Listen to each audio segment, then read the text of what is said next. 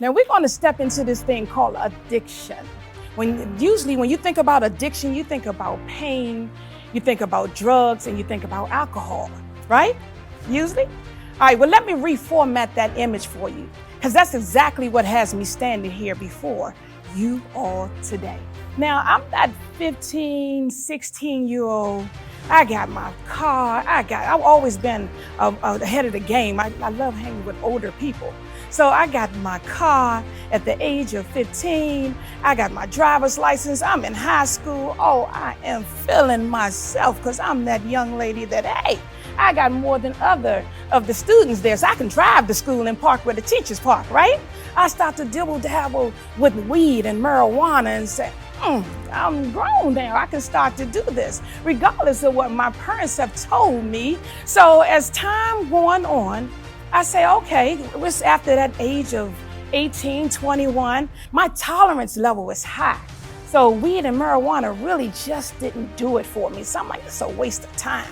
So living in that 20s age and so forth, I meet a young lady, we become best friends, we good to go. So she says, Steph, let's go to this house party. I'm like, okay, you can go to the house party. So I go to the house party.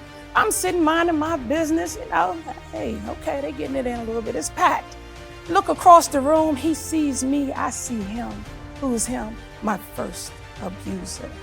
We talk all night until around 3, 4 o'clock in the morning, right? So I'm like, oh, I'm feeling this because he's feeling me. We are good to go. We start to live and build our life, then here comes the honeymoon phase. Will you marry me? Sure. I'll marry you, all right? So now I done took the engagement ring and everything's going fine. We partying and got guests over with the, having little events and socials at our house. We are living it up, right? So now I done started to dibble-dabble again, but this time I chose Love Boat. Anybody, Washington, D.C., you already know Love Boat is not a joke. It's not to be played with. It is a narcotic that will take you straight out of here. It will fry your brain. So now I start smoking and getting on. I'm like, whoa, I need a little more. It gets heavier and heavier and heavier. Well, I'm smoking up to 16 joints a day. But one day he comes home and boom, boom. Wait a minute, this man just hit me? So, okay, it happened. Nah, that's my boo. We all right. So now I done went to work my good federal government job. I'm sitting at my job and say, God, come on, you got to get me out of this because now this is becoming too much. This man is hitting me. I am addicted to this drug. I can't do this, God. I cannot do this. God, please help me. Please, I went at my job on my knees and I fell at my desk. It was early in the morning. God, come on. So now it's either by force or by choice that I got to make this decision, right? So I'm like, okay, all right, I still couldn't stop. I'm riding down the street going to work. I was driving with my knee on the steering wheel. I'm rolling and smoking, I'm getting it in. I'm tooting and I'm like, hey, I got to do this because it was that pain, that addiction, right? That pain that made me feel good for the moment. So now time goes on. Guess what? We get into a fight. I end up going to my grandmother's house where everything was separated. I goes to Nana's house, all right? So as I'm going on, I go back to him. We lovey-dovey again, so it happens again. And this time, our fight ended up in the street. I don't do my business with neighbors. We get to arguing and fighting, and then Washington, D.C.'s finest arrive on the scene. Ms. Barnes, you got to stay away from him. You got to stay away from him. God, you're taking too long. I'm going to retaliate. Overnight, God was taking too long for me.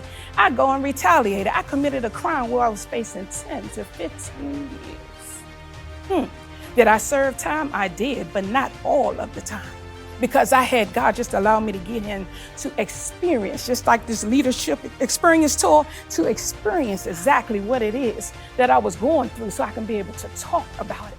So I'm in the jail cell. They let us out for a little recreation. God, if you're going to get me out of this, please help me. Send a sign.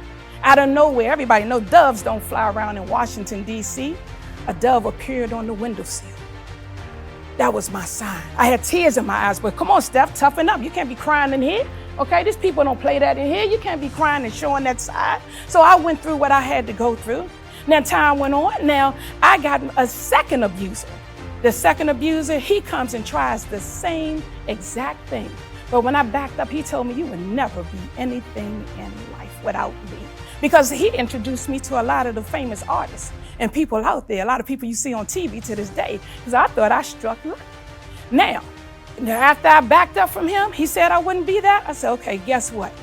Not only at the age of 50 did I become a 3 times best-selling author, I became an international motivational speaker. So I stand here before you today that if you wake up every day and mental reset, because I still mental reset to this day, okay? You have to mental reset. Choose yourself first and let everybody know that you are unstoppable. There's nothing that can stop you. Once you get through that pain phrase, you will know that can't nobody stop me because I'm choosing me first. I had to strip myself down, look myself in the mirror and say, Steph, I forgive you, girl. I forgive you because it ain't nothing that can stop you beyond what your mind will take you. You understand me? So I advise you all today, if it's anything, I don't care how many times you have to start over until you feel it and get it. Because only if you're no good to yourself, you're not no good to anyone else out there.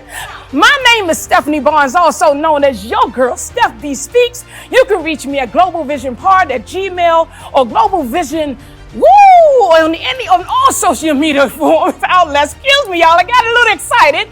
But www.globalvisionprod.com. I love you and thank you so much for your time.